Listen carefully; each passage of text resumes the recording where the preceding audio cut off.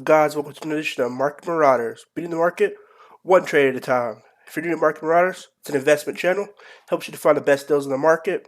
If that's something you're interested in, make sure you smash the subscribe button down below.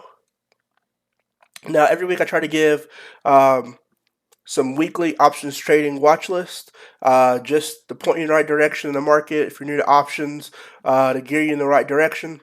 So let's jump into it. So for my first option pick for the week, we got ticker sign WMT for Walmart Incorporated. Moving average 50 is 120.60. Moving average 200 is 116.58. And they ended the week at 125.94. Now, bear in mind that on Monday when the market opens, these prices are going to be different. This is all based on the weekend price. So this is the price at the weekend with the market being closed. So just bear that in mind. Now, not just only do I like to give the stocks, I like to give background information or current information in the form of press releases on what's going on with the company to help you understand, different reasons why people choose options or why people choose different option picks. Now, options to me, in my opinion, are all based on volatility. So depending on how you choose your options, whether you believe it's going to go up or going to go down, it's all based on volatility. That's kind of how you make your money. So with that being said, let's jump into some Walmart press releases and see what's going on with the company. So currently, this came out May 11th. So on next Tuesday, the 19th, they're going to be having their earnings call. So yeah, so Walmart to host first quarter earnings conference call on May 19th, 2020. If you all are new to conference calls as investors, especially retail investing, basically this is for everyone. You can just go and listen to it. Basically, gonna break down some of the things that Walmart is currently doing. I said it's at 7 a.m. CDT on Tuesday, May 19th. Discuss first quarter earnings. The event will be webcast live and accessible by logging onto, and then it has this link right here. So that link is just a link that you guys can go and click on and listen to the call. They'll give a lot of updates on about what the company is doing. I think they're very informative. Sometimes they have a Q&A session for these calls. And, it's just a time where investors can come and ask questions. So, like, what's the, path forward for Walmart? What's their cleaning procedures? How do they expect to combat the whole Roni situation? Things like that. And also some things that aren't actually in the press releases that they release. So there's sometimes, an incentive to actually listen to these calls because you learn a lot more information than you do by just reading press releases and background information. With that being said, I think a call is probably going to be the best option, in my opinion, for options trading for the watch list. So jumping into Robinhood, yes, I use Robinhood, so this video is going to be primarily geared towards trading options on Robinhood. If you do not have a Robinhood account and you want one, I have a link down below in the description. So just check that link out, and you can sign up for Robinhood that way. Doing options trading on Robinhood, this is the actual platform layout for the computer version. It also has the app version, which is going to look the same. Robinhood recently updated their app, so this is an all new layout. If you look at some of my older videos, the layout was completely different. This is a brand new layout. I kind of like the way it looks. Looks a little more up to date. Still the same functionality, but in my opinion, I think it looks really nice. A little more modern than the other one was. So if you're new to options, I buy calls and puts and buy puts. I don't sell calls or sell puts, so this video is going to be primarily geared towards buying calls and buying puts. So to buy a call basically means you believe that the price is going to go up to a certain strike price, which is this price on the left and above. So if you're saying you want to buy a call, and a call is basically a contract to get 100 shares of a company at a specific price. So you believe that the price is going to go above $129 and this is the price you pay. So the price you pay, just bear in mind, is 100 shares of the stock. So when you buy a contract, this basically is not going to be $3.69.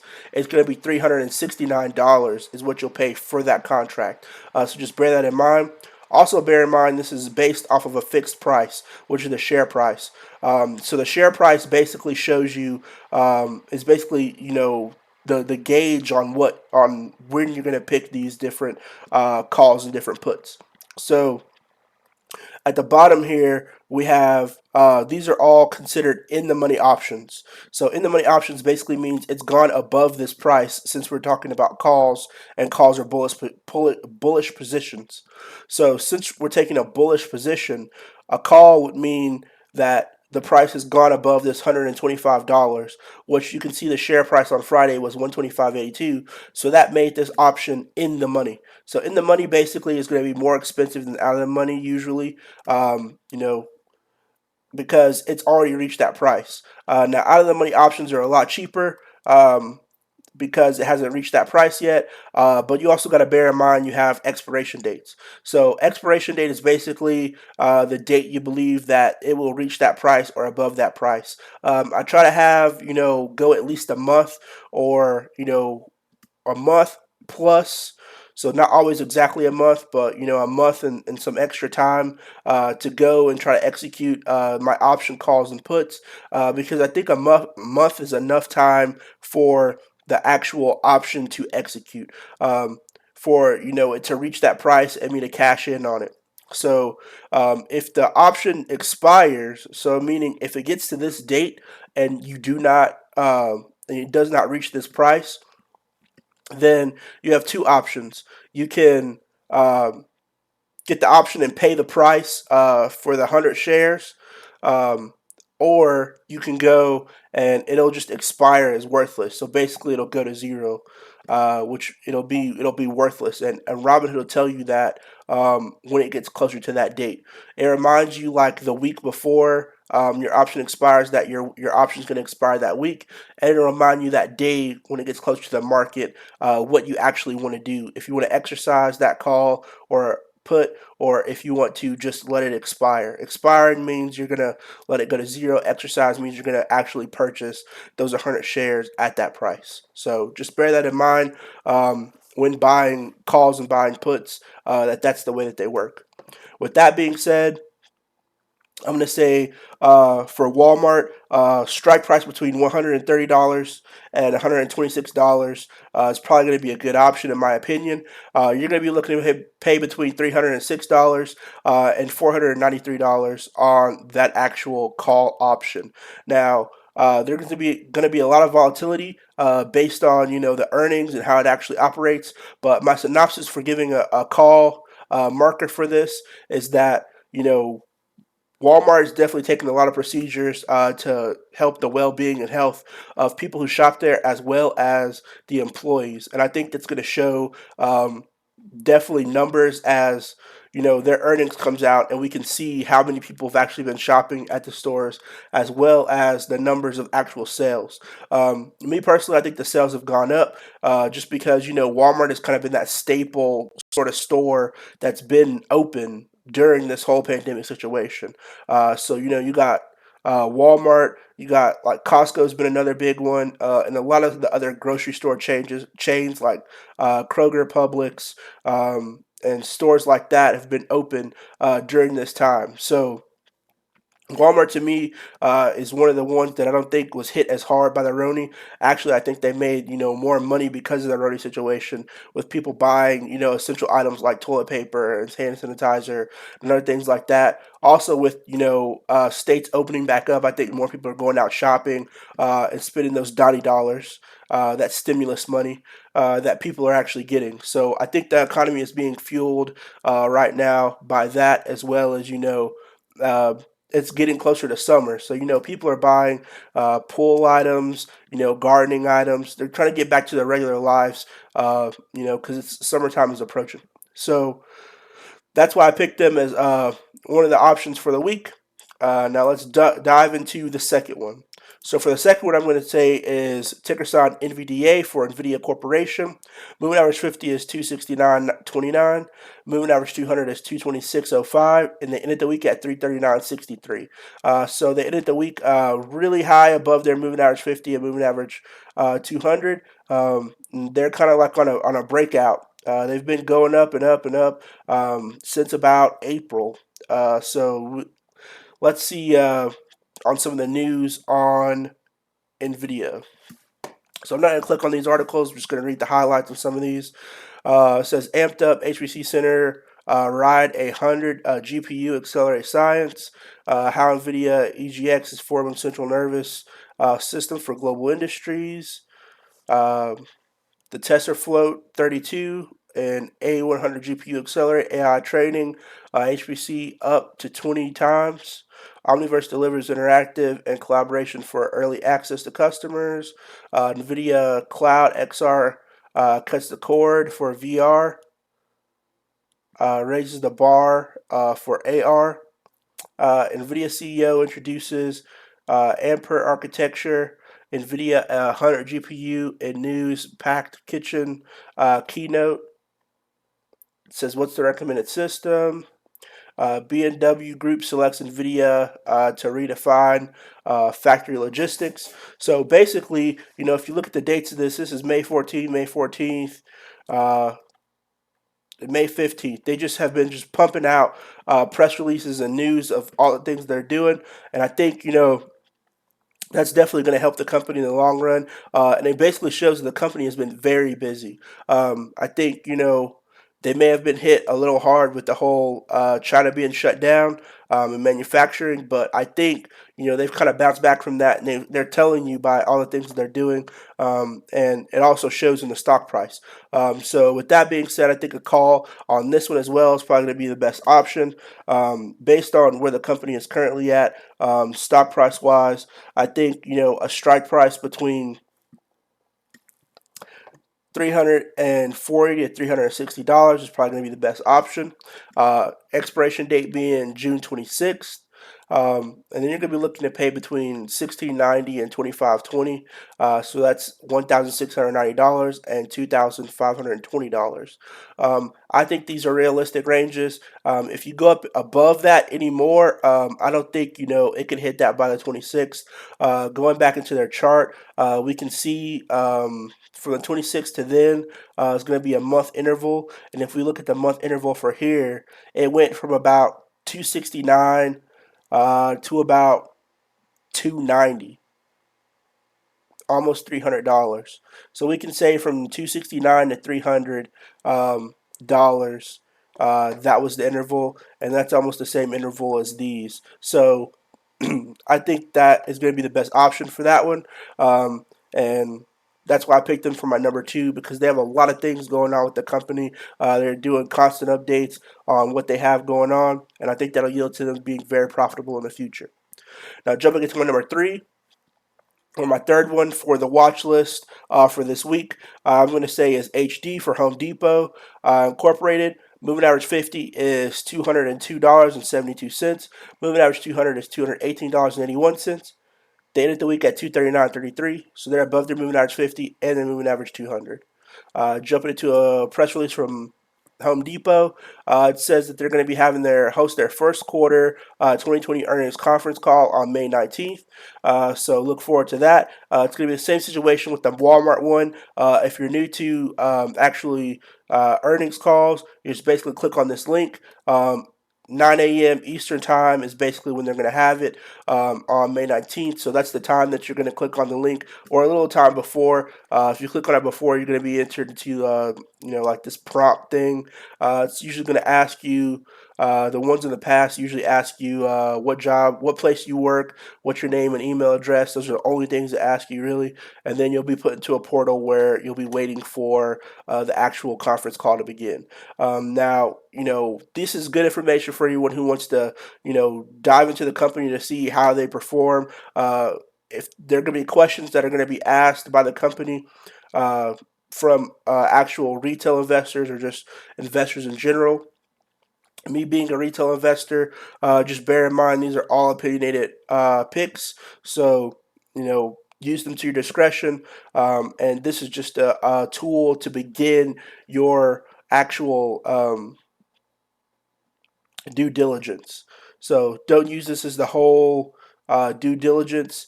Use this as the beginning process of your due diligence, so that you can begin learning more information about the stock itself.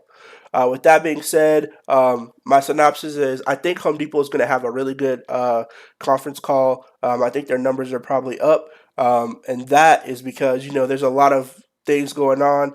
It's the end of really like the tornado season, so you gotta think, all those houses and stuff that were destroyed from all those tornadoes. The one that hit Nashville, the one that hit Arkansas, and Tennessee in general.